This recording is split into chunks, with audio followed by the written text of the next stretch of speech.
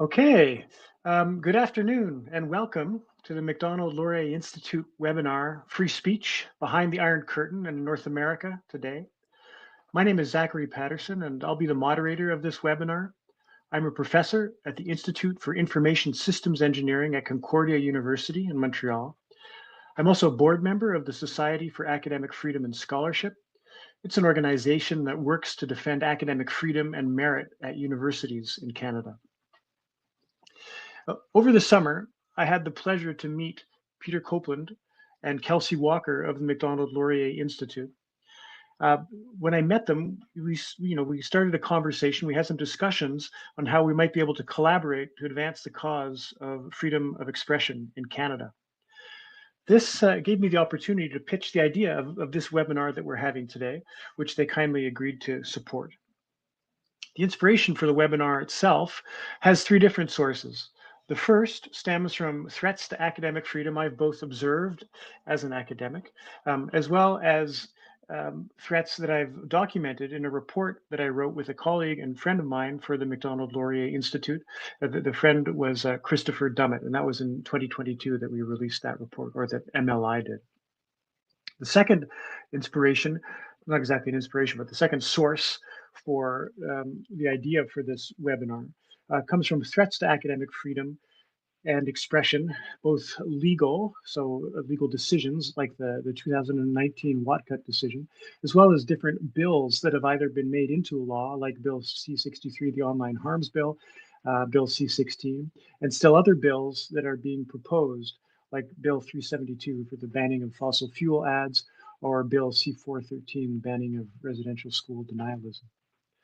The third source for the inspiration for this webinar was Rod Dreher's 2020 book, Live Not by Lies. Dreher describes and quotes people who grew up behind the Iron Curtain and who immigrated to the US. And these people can't help but be reminded of where they came from when observing cancellations and the increasing climate of fear among people for what they believe and or particularly what they express, the same types of things that made them want to leave their homes in the first place.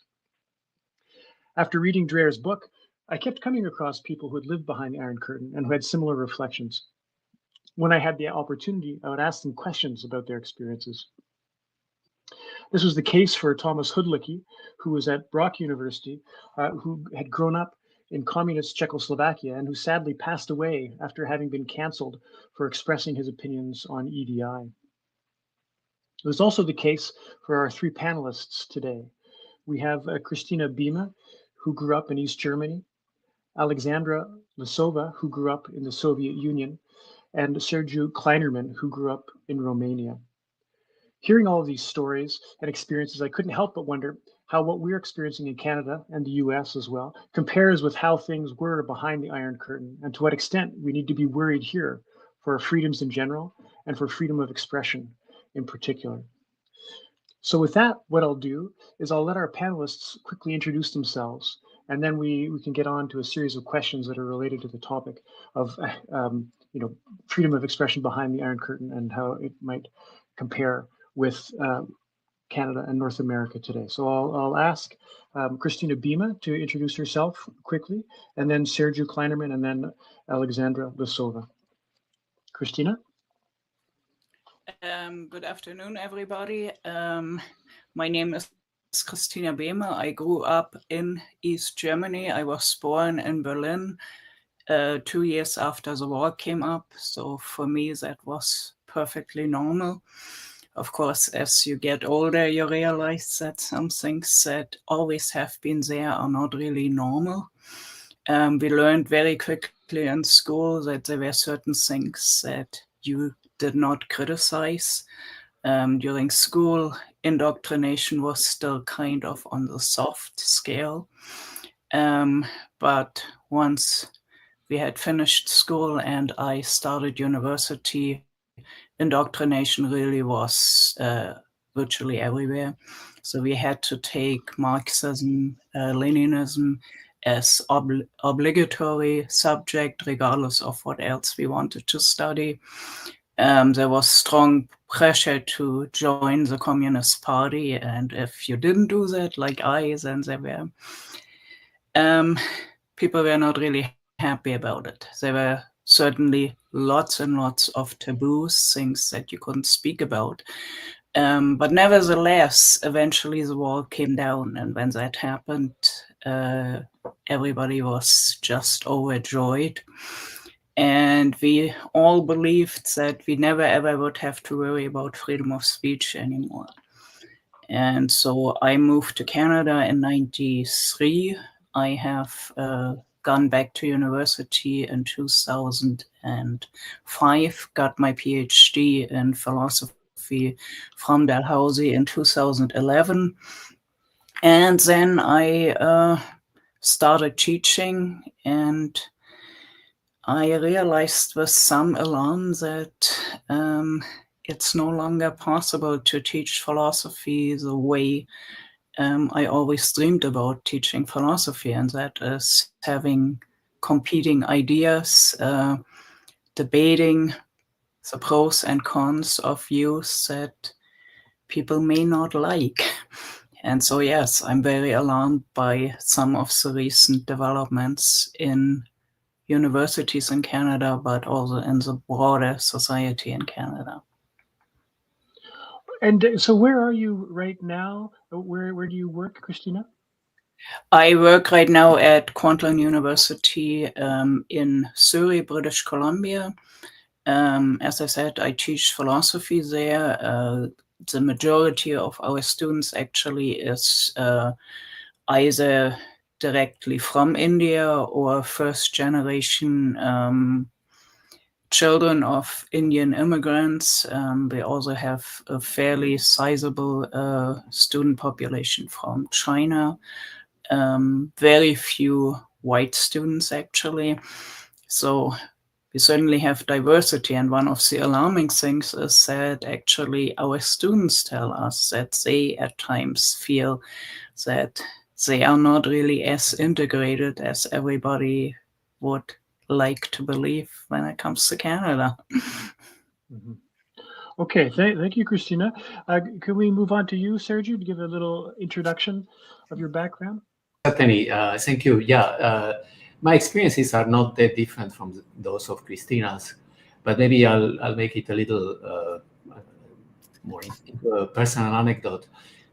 So I actually started to dream about leaving Romania by the time I was 17 or 18. And this was after a long period where I was awakening from the party propaganda in school and everywhere else in society. It took me until 1975 when some lucky circumstances made it possible for me to leave to Israel and then to United States, where I got a PhD in mathematics from New York University.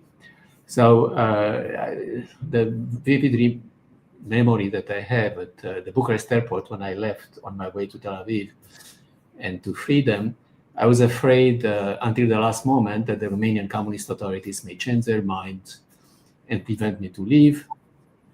And it was only when the LAL flight left when I realized the enormity of what happened to me, that I was free. That intense, hard to describe feeling of being intoxicated by freedom has stayed with me during my first few months of life in the West. And though it obviously got lessened with time, I still feel it today. The first thing that I did on the Tel Aviv plane, as I vividly remember, was to open the latest issue of a free Israeli newspaper, which was offered on the flight, and read uncensored news about Israel and the world. This was something inconceivable in Romania, but the only news we were offered were either those of constant celebrations of the great achievements of the party and its leader, Ceausescu, at the time, or those describing the malfeasance of the Western imperialist powers and the life of exploitation and constant deprivation of their citizens. So that's, I was able to get out of Romania and get the PhD at New York University, and now I'm a professor of mathematics at Princeton. Thank you very much, Sergio. That's it's very evocative imagery, and on that flight and reading the newspaper for the first time. That's really interesting. Alexander, we go to you? Give us a quick little introduction about your background. Yes, thank you so much for having me here. So yes, my name is Alexandra Osasha Lesova, and I'm a professor of criminology at Simon Fraser University in Vancouver, Canada. So I was born in the Soviet Union, and I was a teenager when the Soviet Union collapsed. And I'm well aware of the oppressive Soviet regime and how it curtailed individual freedoms, particularly scientific progress, with choosing political ideology over empirical evidence. However, in the 1990s, in the early 1990s, many of us were hopeful that Russia will take a different path towards democracy and freedom. And then I began to notice significant changes around 2007, I would say, particularly in the rhetoric of the Russian president. And the situation deteriorated quite quickly after that. So I've noticed, I was a professor in the university in Far Eastern State University in Vladivostok, Russia. And I've noticed that the students started to protest some specific questions and topics. One example was when we discussed pro-life choices, a choice of pro-choice for women, and some students really didn't want to hear about it.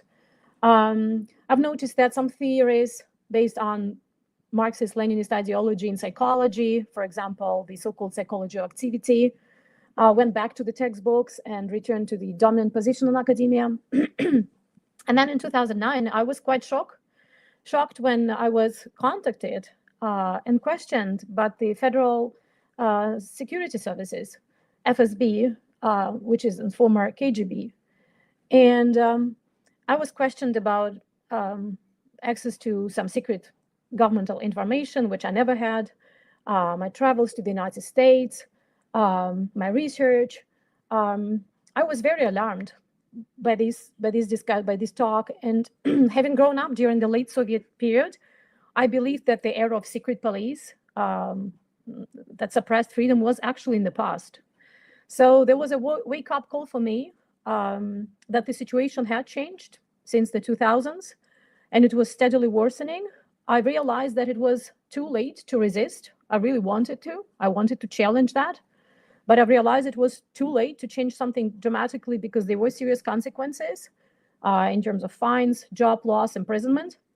And this is where I realized that we had missed that moment when we could do something that might be effective. So, and then I left Russia in 2010, never to return. I immigrated to Canada. I left my position as a full professor in sociology at Far Eastern State University.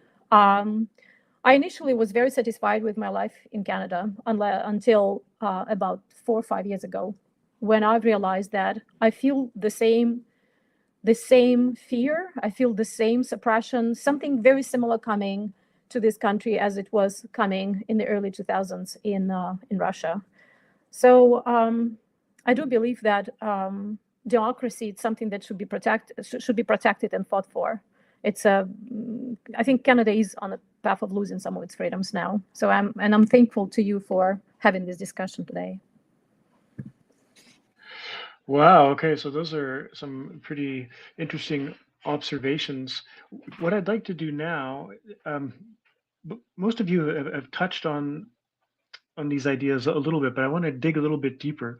Particularly, I wanted to ask you if you could share personal experiences, in how censorship and fear shaped either what you were doing in your professionally, maybe also at a personal level, how they shaped everyday conversations, your ability to express views that you might have had.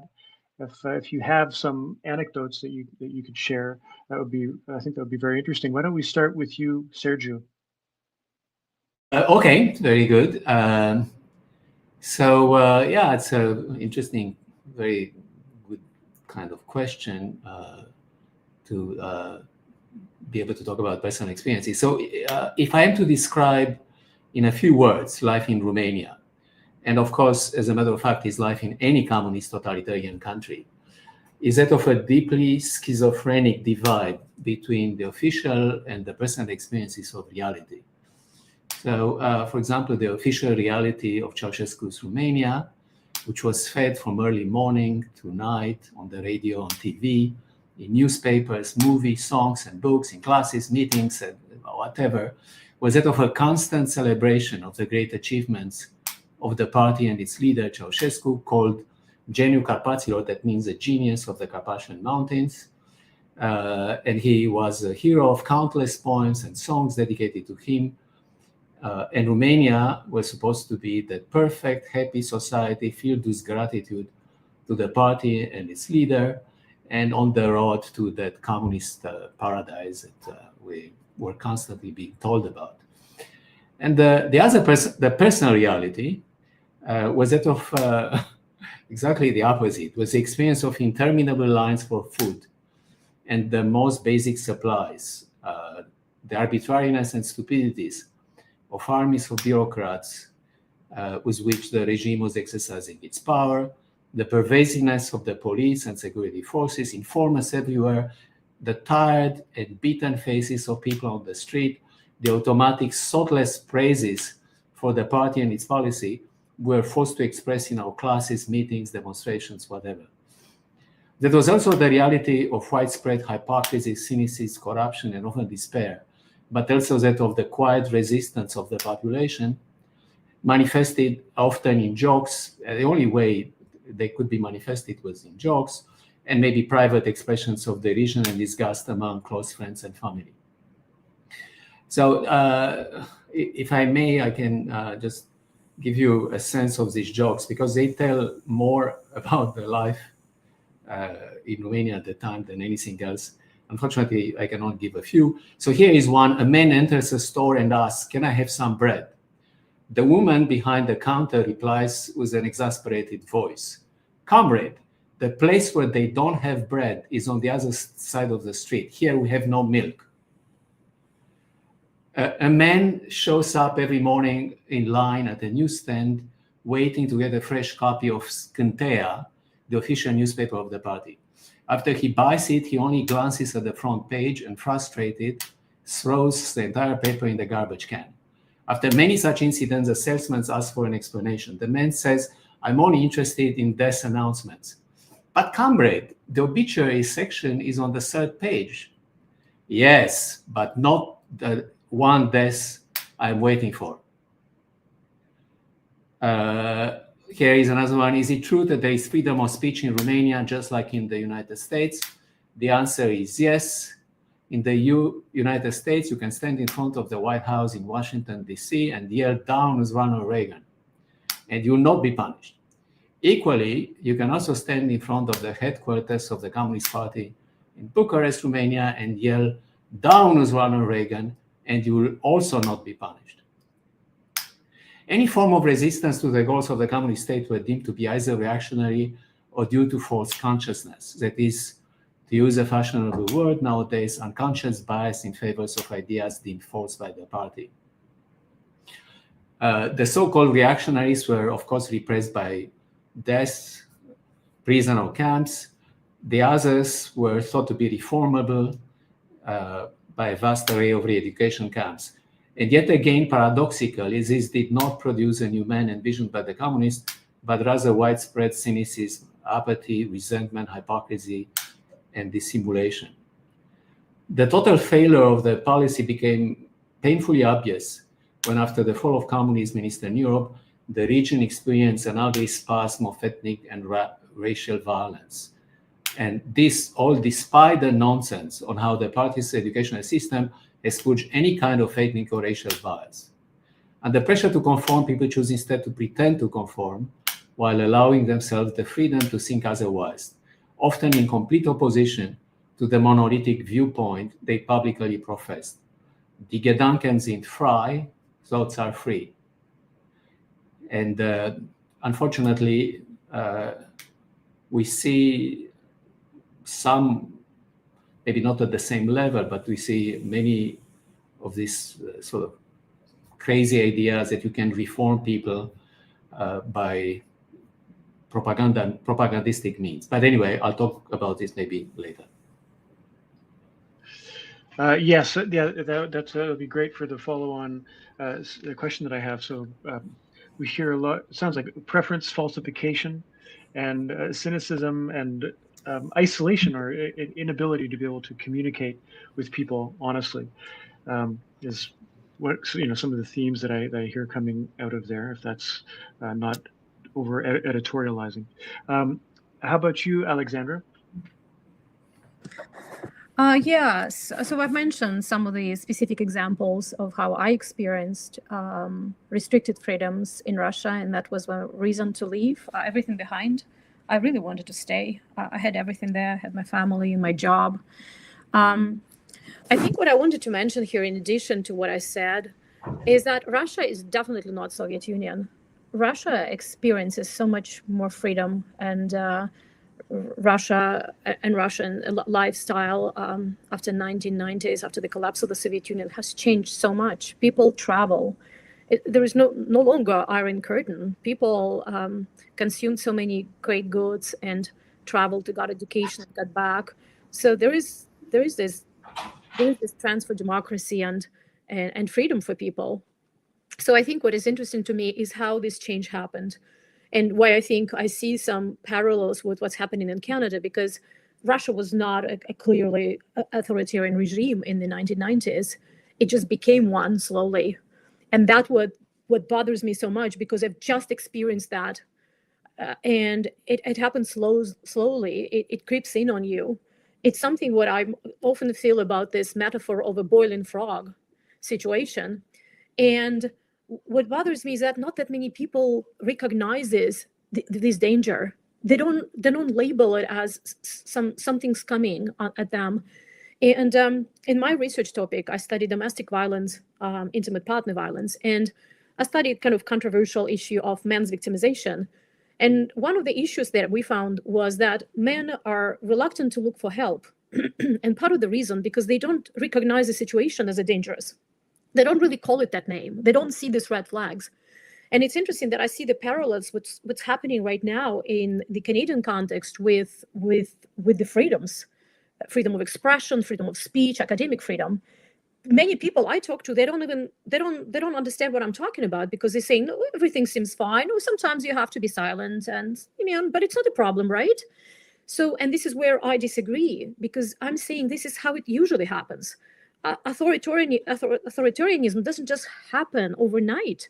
It comes in slowly. And once you lose this freedom, it's very difficult to get it back. There is this idea that freedom is something that is given to you, or democracy is taken for granted. And it's not. So that is why experience of Russia, and not necessarily Soviet Union, that of course was very strong regime, authoritarian regime with suppression of freedom of speech, with affecting science, academia. Russia is different, but it's becoming one, right? And what I also find, and Sergio mentioned that, this is this interesting life in Russia when you started to clearly understand that this is the area you feel safe, and you can talk about this even publicly, nobody cares.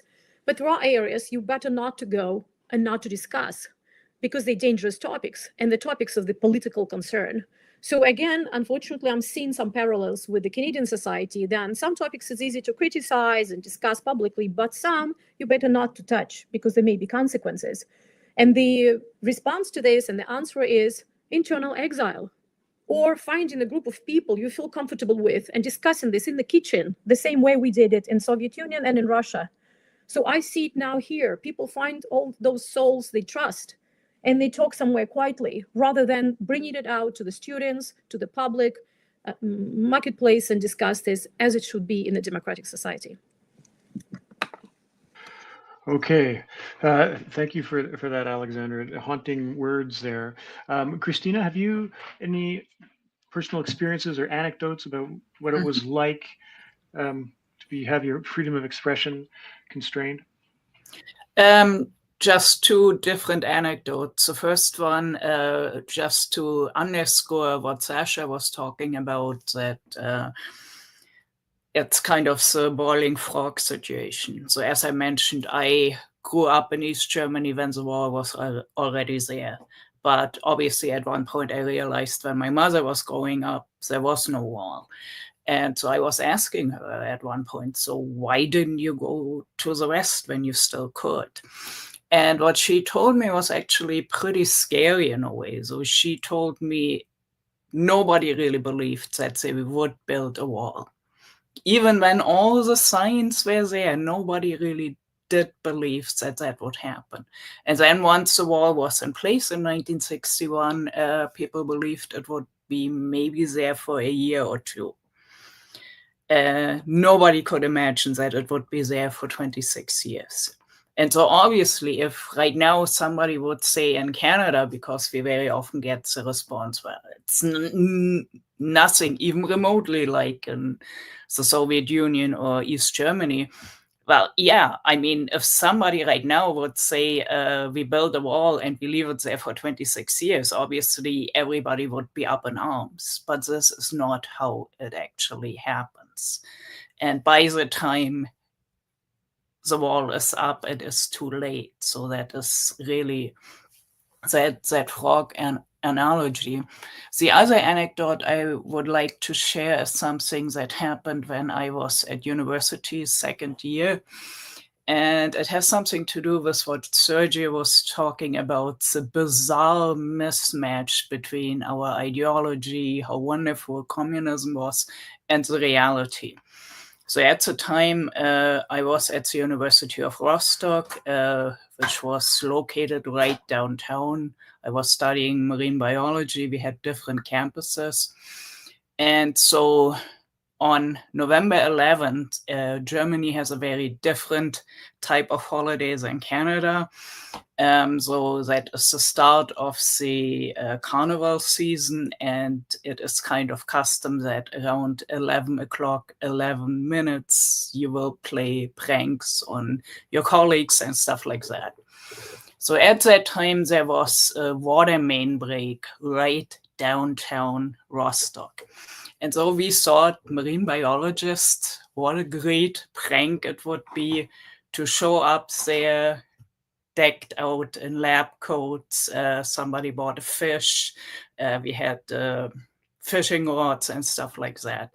And somebody had made a big poster thanking the city of Rostock for creating this wonderful habitat right downtown. And we thought that was really funny. Unfortunately, the leader of our university, especially the party leaders, had very different ideas. So we were summoned, virtually all of us were summoned to the dean's office, and we got several speeches actually about like the hardworking people of Rostock that were keeping the streets safe, and how the Klassenfeind was watching for those kind of uprisings. And they were actually seriously considering to remove everybody who was involved from the university. The problem was it was our entire study group, and so they couldn't just get rid of the entire year of students. But funny side note, I probably mentioned that water main break had been there for about a week. It was miraculously fixed the very next day. So something good came out of it. But we learned the hard way that even when it comes to joking, because Sergio was absolutely right, you couldn't like officially complain or something like that. But even when you thought, hey, this is a cool joke on November 11th, no, it doesn't work that way. So yes, those kind of things I was reminded of in some when the convoy happened, that there were certain parallels that are probably not very funny. Let's just put it that way. Okay, so that actually leads quite well into the next question, which was parallel experiences that you have seen here. Alexandra referred to the idea that there were parallels, boiling frogs, obviously not perfect analogies, but certainly parallels. And so I think it'd be interesting to explore that, your experiences here in Canada and things that you've noticed, because all of you have mentioned an initial feeling of exuberance in experiencing the West and freedom, but then subsequently and more recently, you've been concerned about those freedoms themselves. And so I'd be curious about the things that you've experienced and how you would parallel them to experiences that you had before.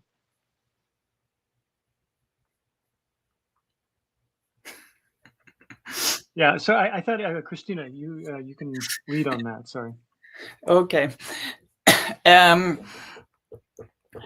What I would say is the biggest difference is that the oppression in former East Germany, and I think in all former communist countries, came top down. Here it seems to be more and more the case, especially in universities, that it comes bottom up, that there are students, that there are activists that demand more restrictions on what we can say, on how we can say it. And when you try to reason with people, usually the justification that is given is that certain form of speech is causing harm. And so if we allow that kind of speech, or if we don't allow that kind of speech, we prevent harm.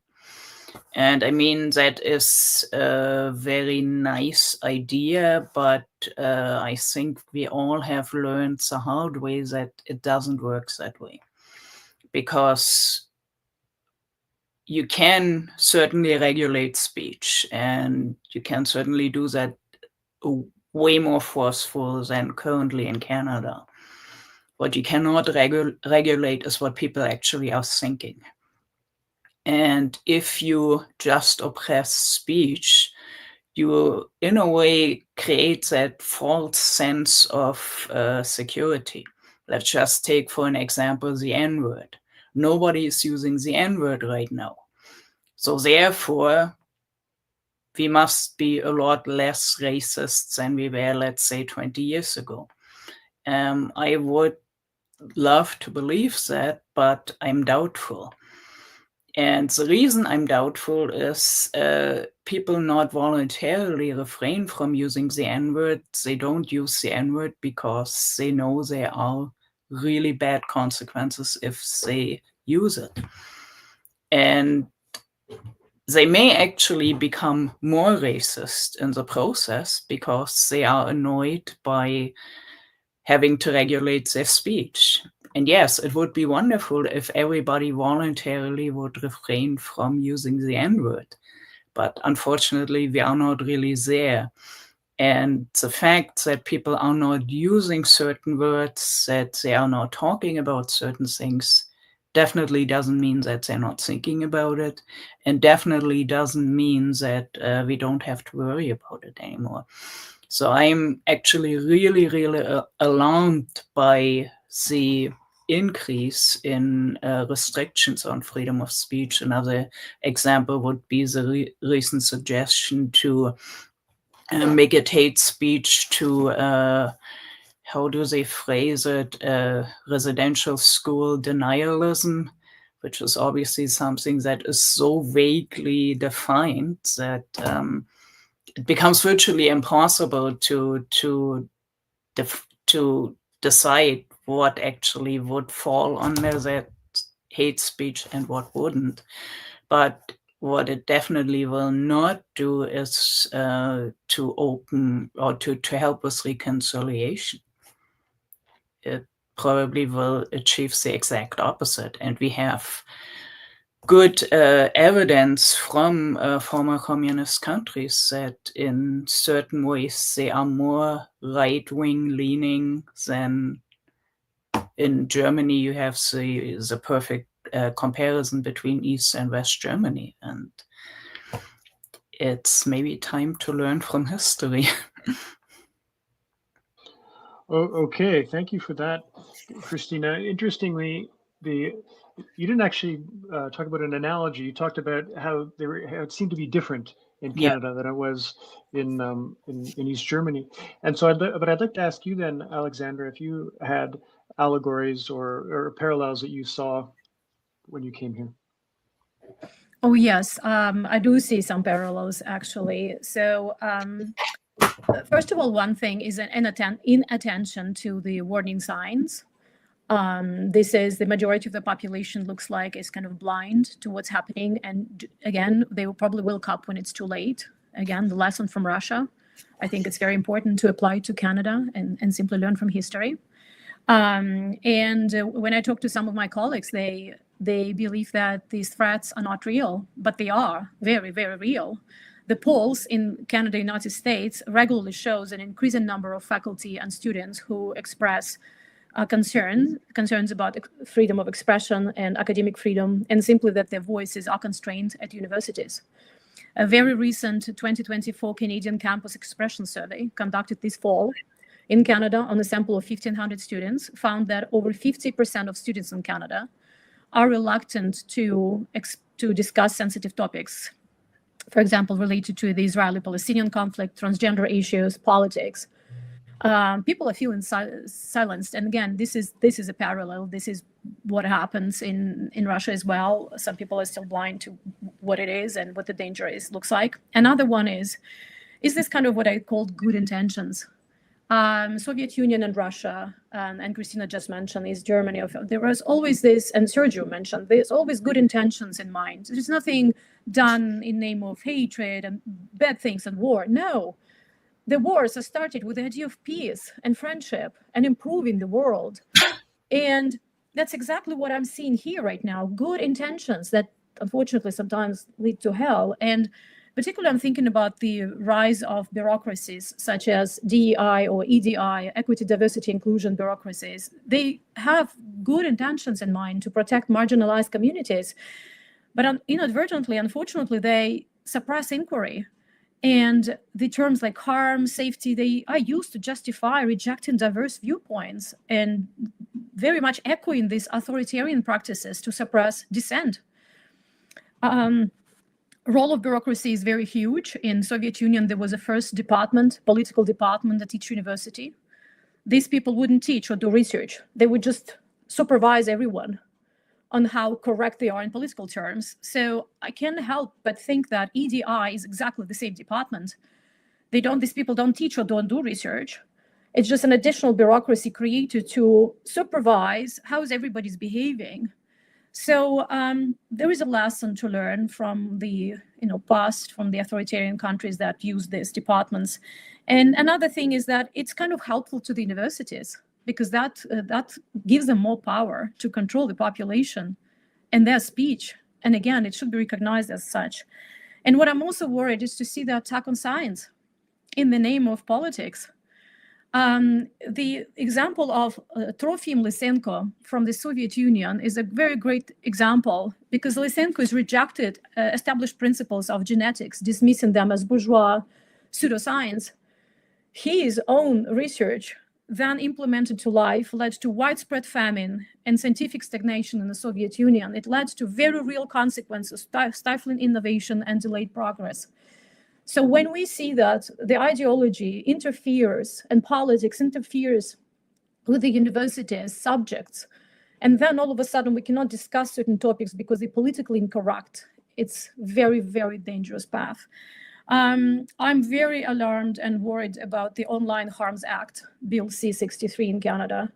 It grants regulatory power to social media platform to reduce so-called harmful content, which is defined very broadly. Many worry it could infringe on Canadians' freedom of expression. I'm very worried about Bill C-413 that some of you mentioned already. It seeks to criminalize people for up to years in prison for residential school denialism. So it argues actions like condoning, denying, downplaying, or justifying the Indian resident school system in Canada. I'm very worried that it will stifle the debate and discussion of what happened, the true range of what had happened, really.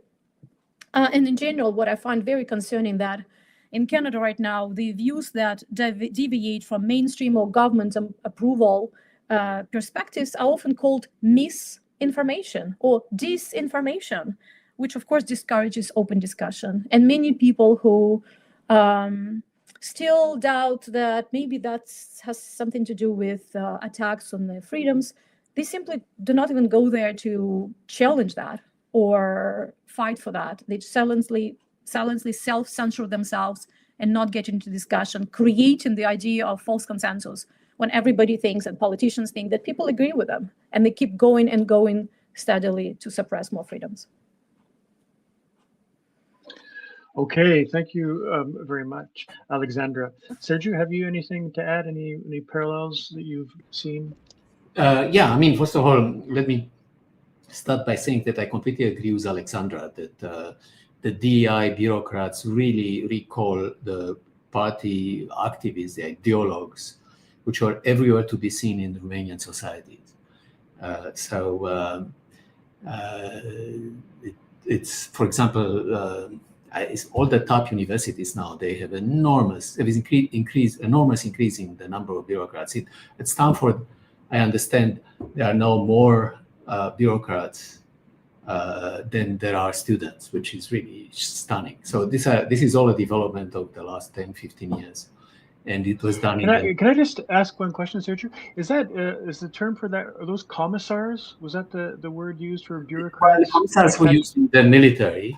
But otherwise, at universities, these were just activists, so-called activists, people who were pursuing the ideology of the party, who were making sure that we behave, and so on and so forth. And they were everywhere to be seen. But yes, they had essentially the same role as the commissars. Anyway, so let me go at what I said it earlier, that after the fall of communism in Eastern Europe, the region returned to its old-fashioned ethnic and religious conflicts, as if the long years of communist propaganda were for nothing. But alas, something similar is happening in the West. Despite years of combating anti-Semitism, for example, I just read recently that Canada has seen a 670% increase in anti-Semitic incidents during the past year. For many years, we were told that anti-Semitism was a pathology of the right, but this is not the case today at all. According to a recent Free Press article by Terry Glavin under the title "The Explosion of Jew Hate in Trudeau's Canada," so here's the quotation, almost none of these verbal or physical assaults are coming from white supremacists or anti-Semites of the right-wing variety.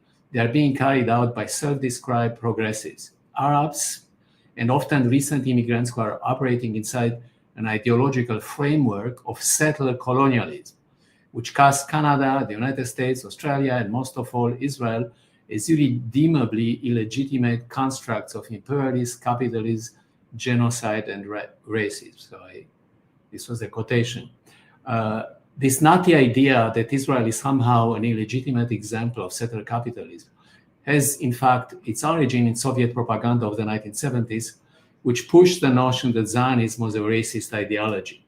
But Zionism was, of course, never the main target. The same anti-racist, anti-colonialist, anti-imperialist ideology was used to also delegitimize liberal democracy.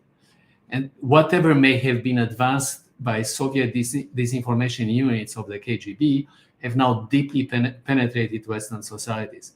Today, there is almost complete dominance of progressive ideas in universities, the media, government agency, foundations, NGOs, non-government organizations, and even large business entities. When the main institutions which shape public opinion are dominated by one ideology, it is not at all surprising that sooner or later, these institutions turn in force against any ideas which challenge their core beliefs. So the most striking similarity between the censorship I experienced in Romania and that I see today in Western society is that both are done in the name of the good and the truth to fight against alleged injustices. Both are used to shut off opposing ideas by delegitimizing those who profess them as being evil, called fascists, Nazis, racists, white supremacists, capitalists, and whatever you want. Whatever progressive choose to use to delegitimize them. The theme of evil masquerading as truth and good is a very old one. Tartuffe, the hero of one of Moliere's most famous plays, feigns religious virtue in order to secure the admiration of his generous host Orgon, while plotting to defraud him. Though not all modern progressive are hypocrites, it is hard not to recognize that many of them are, and that those few who are not are either dangerous fanatics or imbeciles.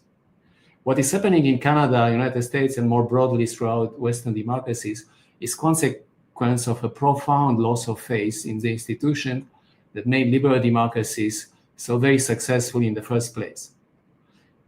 So loss of faith leads, of course, to loss of courage. People who don't believe in the institutions that need to be defended, they are not going to risk anything to defend them. In his famous 1978 Harvard address, Solzhenitsyn observed that a decline in courage may be the most striking feature which an outside observer notices in the West. Should one point out, he said, that from ancient times, a decline in courage has been considered the beginning of the end. He went on to ask how could the West, with such splendid historical values in its past, lose the will to defend itself? How has this unfavorable relation of forces came about, he asks. How did the West decline from its triumphal march to its present sickness? So remember, this was in 1978. Of course, I think it's much worse today. The West kept advancing, again, he said, in accordance with its proclaimed intentions, with the help of brilliant technological progress. And all of a sudden, it found itself in its present state of weakness. And Solzhenitsyn claims that the mistakes must be at the root, at the very basis of human thinking in the past centuries. So I thought a lot about this sort of, this is quite a remarkable statement by Solzhenitsyn. So you could wonder what these mistakes are. Obviously, it's not, I don't have the time here to go into the details, but I would say that mistakes to which he refers are the inabilities of Western society to deal with the contradictions between some of the most cherished liberal illusions of the Enlightenment, which manifest themselves in the tensions between human rights, which keep expanding, individual obligations, which are more and more ignored. More and more is expected from the state and less from the individuals and the traditional units of civil society.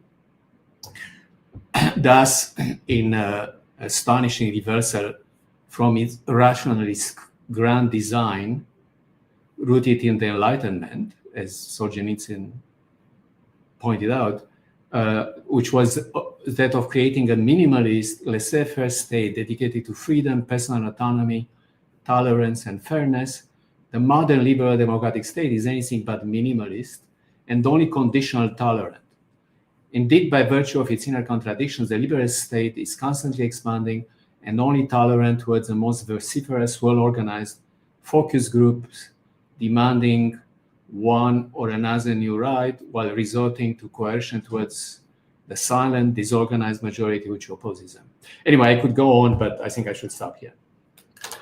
Okay, thank you, Sergio. So that was a very interesting intervention as well. What I'd like to, there's been these parallels that have been described, these analogies, things that seem like they don't augur well for the future of freedom.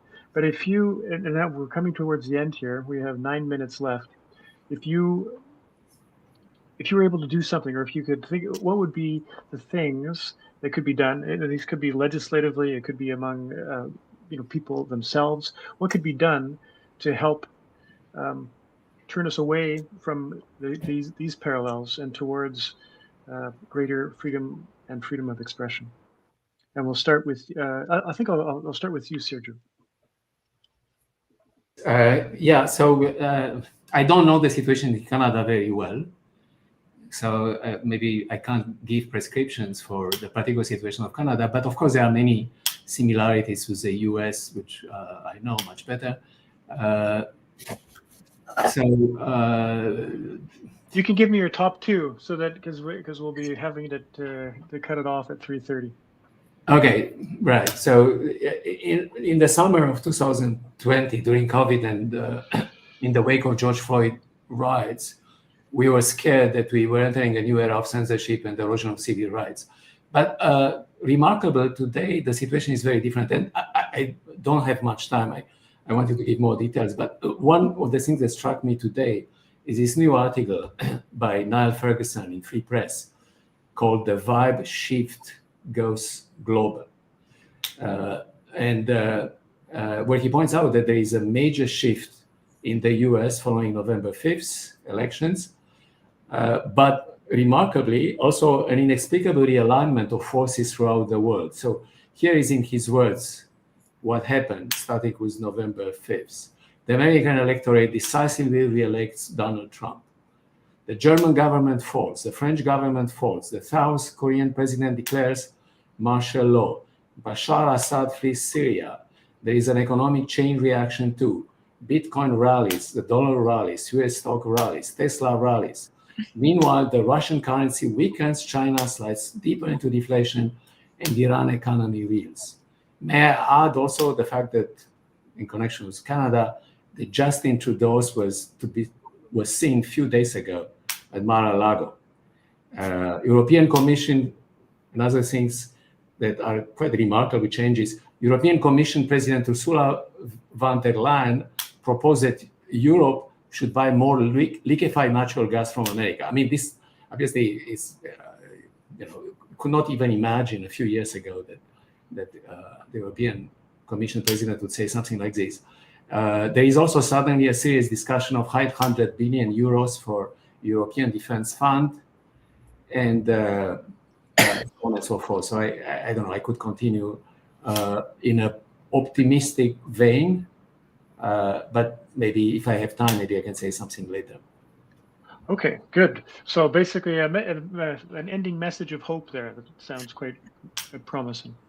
Alexandra, do you want to, if you had something to propose to protect, strengthen freedom of expression? Yeah, I would say, first of all, of course, learn from history, simply know how it happens usually, and recognize the potential path for Canada. But three things, really. Legal reforms are important to reaffirm the freedom of expression, apply equally to all individuals without privileging certain groups. I think this is really important, and that's a big issue in Canada, that some groups somewhat kind of privileged. It's very important to strengthen universities and K-12 system of education, prioritize critical thinking, respectful disagreement, and viewpoint diversity, to celebrate the debate and discussion. At SFU, we have Sterling Prize in support of controversy to make it, to do something like this, right? Third, cultural shift is important. To prioritize principles of free speech for everyone, again, not away from the idea that certain groups should be shielded from discomfort or disagreement. Democracy thrives on the free exchange of ideas, even if the idea is uncomfortable, controversial, and kind of challenge the idea of this, positively challenge the idea of this cultural politeness, because I think it stifles the dialogue and normal debate, and which is a foundation for the democracy. Okay, thank you. Yeah, I like those bullet points for things that we can do and that we can use to defend freedom of speech. Christina, I think you're going to have the last word on this. Yeah, I usually like to use quotes from heroes of the left. So one famous quote from Chomsky goes something like this: Goebbels was in favor of free speech for views he liked, so was Stalin. If we really are in favor of free speech, we're actually in favor of speech that we don't like. And if we don't believe in freedom of speech of people we disagree with, we don't believe in freedom of speech at all. And I mean, who could say it any better than Chomsky did in that particular case? So I strongly believe that convincing people not to give up freedom of speech is the way to go. I really would try to stay away from anything changing laws or stuff like that. And the reason for that is a reminder in the East German constitution, freedom of speech and freedom of the press were actually enshrined. So all citizens have the right within the limits of existing law to express their opinion freely and to assemble for this purpose freely and unarmed. This freedom is not impeded by any employment relationship, and no one can have disadvantages from making this use of this right. And there is to be no censorship of the press. So even though those were enshrined in the East German constitution, we all know that they were meaningless. And so, yes, we can aim for stronger free speech laws, but unless we're actually prepared to defend them, they will be just as meaningless as what we had in East Germany.